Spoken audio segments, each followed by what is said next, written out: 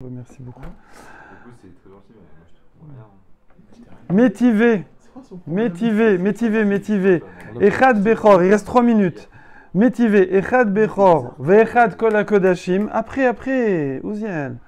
Kevan, imagine, tu es en plein ring et un mec qui te parle de Torah. Tu vas dire, frérot, on boxe, là, on fait pas de la Torah. Bon, là, c'est le contraire.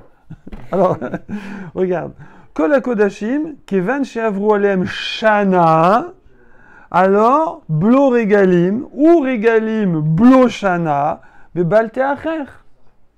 J'ai rien compris. Oui, c'est normal, on va traduire. Ça veut dire que là, on a une braïta qui nous dit, ok, vous êtes en train de parler des 3 fêtes. Bon, sachez quand même un truc, les frérots. On n'a pas ramené de quelle version on le ramène, mais c'est comme ça.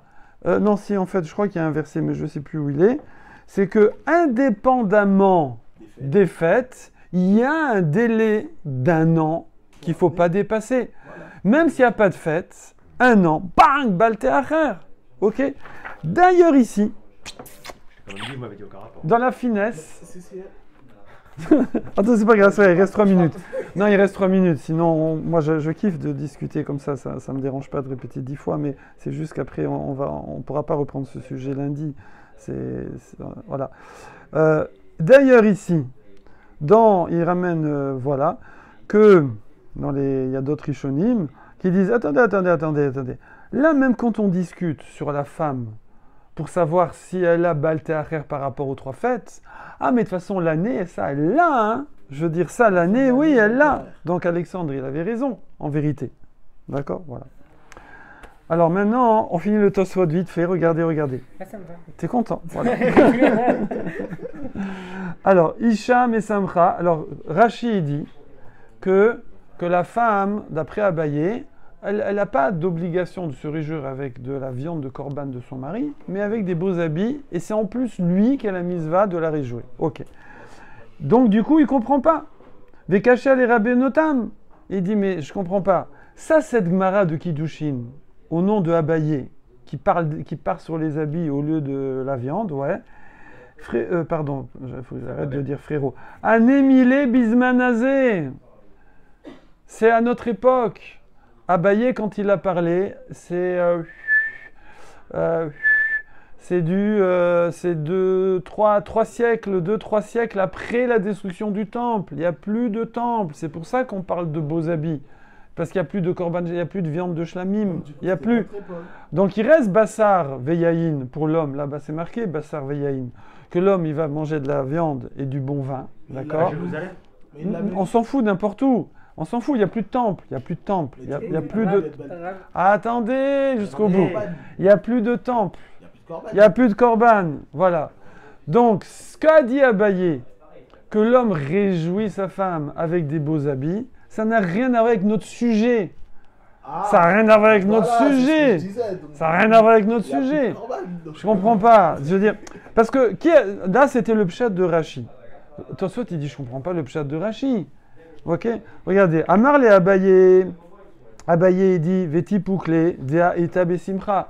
La femme, elle a la joie. Si elle a la joie, ça veut dire manger la viande de la joie. Or, manger la viande de la joie, elle l'a. Donc, elle a Baal Te'acher. Donc, elle doit monter à Jérusalem. Donc, elle a le délai des 3 fêtes. Ok. Là-dessus, la Gemara demande Oumi Amar Abaye Achi. Est-ce que Abaye a dit ainsi? Non, Amar Abaye Isha Ba'ala Mesamcha. C'est le mari qui doit la réjouir. Il n'a pas parlé d'habits là. Dans la Gemara, on ne parle pas d'habits. Oui. Et c'est Rashi qui a fait le pshat comme ça. En disant Abaye, lui, il dit, il a réjoui avec des habits. Du coup, effectivement, on comprend plus qu'Abaye, il a dit que la femme, elle a aussi le délai. Ça n'a rien à voir avec... Mais Tosfot, il dit, je comprends pas Rashi. Mais Abaye, quand il a dit ça, purée. Je continuerai alors avec la vidéo. Que Abaye, quand il a dit ça, c'est plus le temple, c'est après le temple. Mais peut-être qu'à l'époque du temple, il est d'accord qu'elle devait manger les korban. Donc, c'est pas ça le pshat de l'Agmara. C'est pas comme ça qu'il faut comprendre l'Agmara. Il peut la réjouir avec de la viande et du vin, hein? Hein? Alors attends, non, attends. Attends. Alors on reprend. Vekashia les Rabbeinu. En fait, quand tu es dans une question de Tosfot, il faut que tu restes dans la question de Tosfot. Si tu repars sur une autre question, après on perd le fil en fait. Enfin, la personne perd le. Là, tu vois, après tu peux la garder et elle a peut-être sa place, mais il faut rester toujours dans le fil du truc.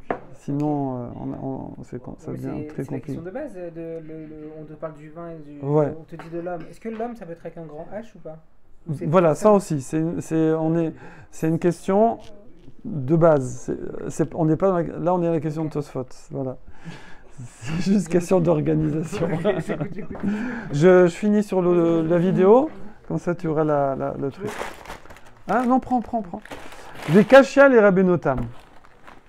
Des années milé bismanazé. Ça, c'est de nos jours qu'Abaye il a parlé des habits. Aval bisman bet amigdash kayam, quand il y avait le temple. En simcha et la bebassar. La seule joie, il n'y a pas d'habits là-bas. Walou. Tu vas pas lui faire c'est bon chérie, reste à la maison, je t'offre des beaux habits, moi je monte à Jéru, je vais faire le barbecue avec les copains. Non, elle doit manger la viande, ça, il n'y a pas d'habits, ok. Donc ça c'est une première question, et c'est marqué dans le Gemara Psachim ça, ok. Veod et encore, Amrinan beperek hamad echaiga, c'est marqué.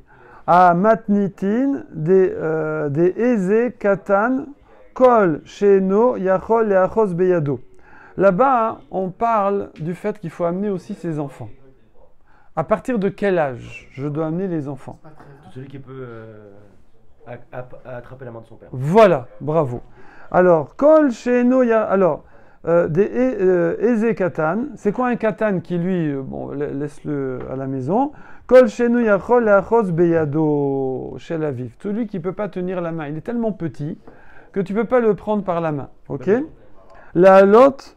Pour le monter de Jérusalem au Harabaït, au temple. La maison, la montagne de la maison, c'est le temple. Donc celui qui n'est pas capable de faire le trajet de Jéru, donc je sais pas moi, n'importe où, de Jéru jusqu'au temple, en tenant papa par la main, tu le laisses dans le berceau. D'accord? Là-dessus... Bravo. On va faire, je dis pas bonjour, je dis pas au revoir. Alors, quoi ou là? Alors, mais il y a un problème. Qui l'a amené jusqu'à Jérusalem? Parce que là, il va de Jérusalem au Harabaït dans la main de papa. Qui l'a amené jusqu'à Jéru? Ouais. Bah, du coup, on l'amène même pas jusqu'à. Alors, Adacha man atia. Là-bas, la Gemara demande, comme ça, elle dit, au fait, qui l'a amené jusqu'à Jéru? Et au Méchané, Adacha Mechaiva Ime, c'est sa mère, qui a l'obligation de l'amener. Ok? Jusqu'à Jéru, son père. Voilà. Au temple. Donc, je n'ai pas compris en quoi c'est une question, excusez-moi. Oui. Vous êtes sur l'autoroute. Je n'ai pas compris en quoi c'est une question. On peut le porter jusqu'à Jérusalem, et s'il peut marcher de Jérusalem jusqu'au temple, il n'y a pas de difficulté. Même si on le porte jusqu'à Jérusalem depuis Hebron ou depuis Tel Aviv. Je connais pas cette Gemara là, je la connais pas. C'est-à-dire vous posez une question sur la Gemara, mais je connais pas le sujet. Il faudrait aller voir là-bas. Hein? Vous pouvez me tutoyer. Voilà. Et donc, Mechaive Ime Besimcha. Donc on voit que la femme, elle a l'obligation de monter, puisque la preuve, on est en train de parler qu'elle amène le gosse par la main. D'accord? Mashma chez Zekuka Lealot Mishum Shalme Simcha. Donc on voit qu'elle doit monter. C'est juste pour dire que cette histoire que Abaye, lui, tiendrait qu'elle n'est pas obligée de monter, c'est le... Non. C'est une autre affaire. C'est une autre affaire, exactement. La femme, on voit d'une autre Gemara qu'elle doit monter. Ok? Pourquoi elle monte? Pour le Shalme Simcha. Et en passant, elle amène le gosse. Voilà.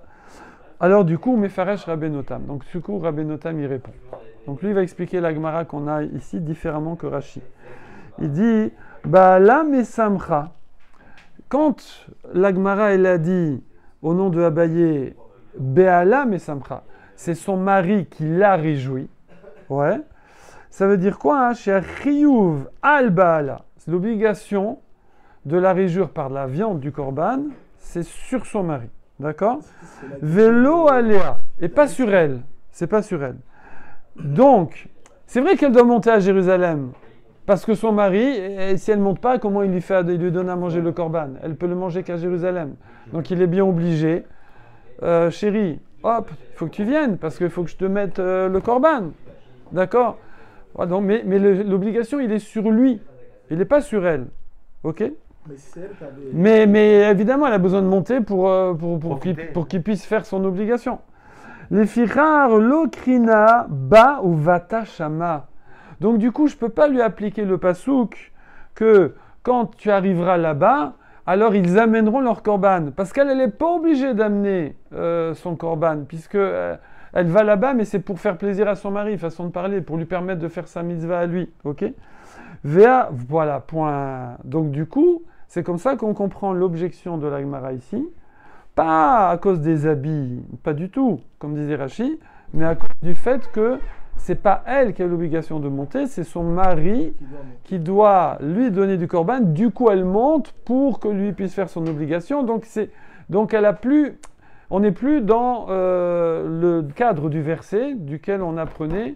Bon, on apprenait la mitzvah assez, mais on l'utilise quand même. Ah, je finis juste. Je finis comme ça. Après, on triture. Vad et kamar bechagiga de mechayve ime.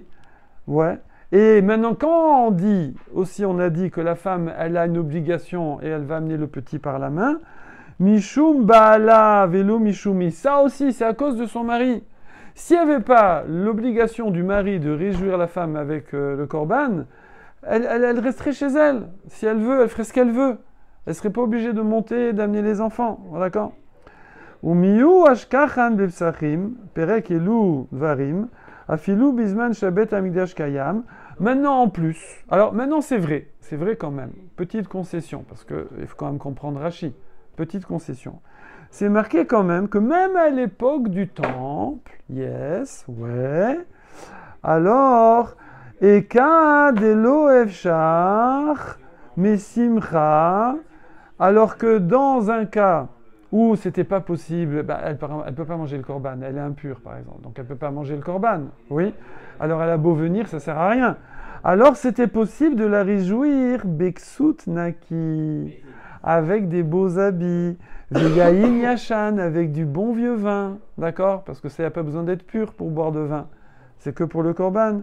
Kegon Eka Dechal Yom Tov Rishon Shel Chag, Liot Beshabbat, Debainyan Zvicha, Beshat Simcha. Et même pour l'homme, il pouvait se réjouir, par exemple, si c'est un cas de Shabbat Yom Tov, Rishon, enfin il n'y en a qu'un, le premier jour de Yom Tov c'est un Shabbat, eh bien on ne pouvait pas amener le Korban Shlami Simcha. Pourquoi on ne peut pas?